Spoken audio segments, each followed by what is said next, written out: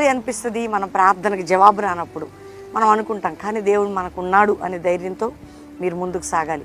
కార్యాలు జరిగితేనే దేవుడు కాదండి, ఎప్పుడైనా దేవుడు చేయగలడు. ఆయన సమస్తము ఏలువాడు, సమస్తము చేయవాడు.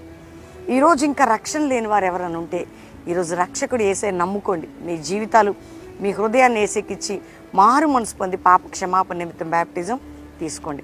మీ జీవితాలు మార్చబడతాయి, మీ హృదయాలు తెరవబడతాయి. రెండవదిగా ఈరోజు ఎంతమంది వాగ్దానం రిసీవ్ చేసుకున్నారో నమ్మకంగా దేవుణ్ణి వెంబడించండి, ఆయన్ని ప్రేమించండి, ఆయనను హత్తుకోండి. ఈరోజు మీ అందరి కోసం, మనందరి గురించి ఒక చక్కటి వాగ్దానం నేను చదువుతున్నాను.